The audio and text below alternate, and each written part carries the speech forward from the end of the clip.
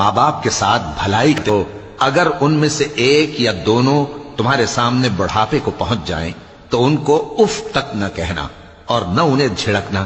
اور ان سے بات ادب کے ساتھ کرنا، اور عجز و نیاز سے ان کے آگے جھکے رہو اور ان کے حق میں دعا کرو کہ اے پروردگار، جیسا انہوں نے مجھے بچپن میں شفقت سے پرورش کیا ہے تو بھی ان کے حال پر رحمت فرما، جو کچھ تمہارے دلوں میں ہے تمہارا پروردگار اس سے بخوبی واقف ہے۔ اگر تم نیک ہوگے تو وہ رجوع لانے والوں کو بخش دینے والا ہے۔ اور رشتہ داروں اور محتاجوں اور مسافروں کو ان کا حق ادا کرو، اور فضول خرچی سے مال نہ اڑاؤ کہ فضول خرچی کرنے والے تو شیطان کے بھائی ہیں، اور شیطان اپنے پروردگار کی نعمتوں کا کفران کرنے والا یعنی ناشکرا ہے۔ اور اگر تم اپنے پروردگار کی رحمت یعنی فراخ دستی کے انتظار میں جس کی تمہیں امید ہو ان مستحقین کی طرف توجہ نہ کر سکو تو ان سے نرمی سے بات کہہ دیا کرو،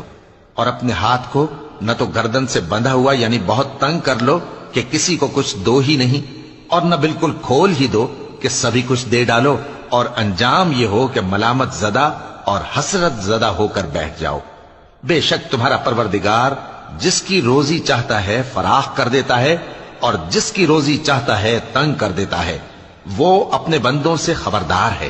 اور ان کو دیکھ رہا ہے۔ اور اپنی اولاد کو مفلسی کے خوف سے قتل نہ کرنا، کیونکہ ان کو اور تم کو ہم ہی رزق دیتے ہیں، کچھ شک نہیں کہ ان کا مار ڈالنا بڑا سخت گناہ ہے۔ اور زنا کے پاس بھی نہ جانا کہ وہ بے حیائی ہے اور بری راہ ہے۔ اور جس جاندار کا مارنا اللہ نے حرام کیا ہے اسے قتل نہ کرنا مگر جائز طور پر یعنی بفتوائے شریعت۔ اور جو شخص ظلم سے قتل کیا جائے ہم نے اس کے وارث کو اختیار دیا ہے کہ ظالم قاتل سے بدلہ لے، تو اس کو چاہیے کہ قتل کے قصاص میں زیادتی نہ کرے کہ وہ منصور و فتح یاب ہے۔ اور یتیم کے مال کے پاس بھی نہ پھٹکنا مگر ایسے طریق سے کہ بہت بہتر ہو، یہاں تک کہ وہ جوانی کو پہنچ جائے۔ اور عہد کو پورا کرو کہ عہد کے بارے میں ضرور پرسش ہوگی،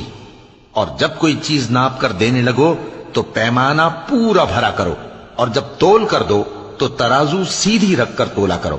یہ بہت اچھی بات اور انجام کے لحاظ سے بھی بہت بہتر ہے۔ اور اے بندے، جس چیز کا تجھے علم نہیں اس کے پیچھے نہ پڑ کہ کان اور آنکھ اور دل ان سب اعضاء کے بارے میں ضرور باز پرس ہوگی۔ اور زمین پر اکڑ کر اور تن کر مت چل کہ تو زمین کو پھاڑ تو نہیں ڈالے گا اور نہ لمبا ہو کر پہاڑوں کی چوٹی تک پہنچ جائے گا۔ ان سب عادتوں کی برائی تیرے پروردگار کے نزدیک بہت ناپسند ہے۔ اے پیغمبر، یہ ان ہدایتوں میں سے ہیں جو اللہ نے حکمت کی باتیں تمہاری طرف وحی کی ہیں، اور اللہ کے ساتھ کوئی اور معبود نہ بنانا کہ ایسا کرنے سے ملامت زدہ اور راندہ درگاہ بنا کر جہنم میں ڈال دیے جاؤ گے۔ مشرکو، کیا تمہارے پروردگار نے تم کو تو لڑکے دیے اور اپنے لیے فرشتوں کو بیٹیاں بنایا؟ کچھ شک نہیں کہ یہ تم بڑی نامعقول بات کہتے ہو،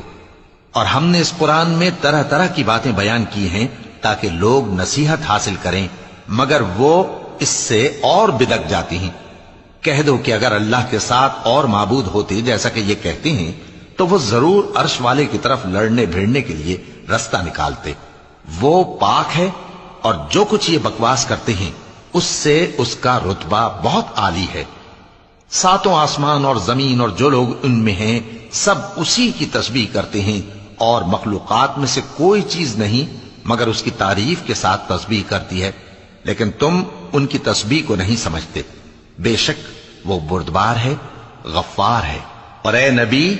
جب تم قرآن پڑھا کرتے ہو تو ہم تم میں اور ان لوگوں میں جو آخرت پر ایمان نہیں رکھتے چھپا ہوا پردہ یعنی حجاب ڈال دیتے ہیں، اور ان کے دلوں پر بھی پردے ڈال دیتے ہیں کہ اسے سمجھ نہ سکیں، اور ان کے کانوں میں ثقل پیدا کر دیتے ہیں۔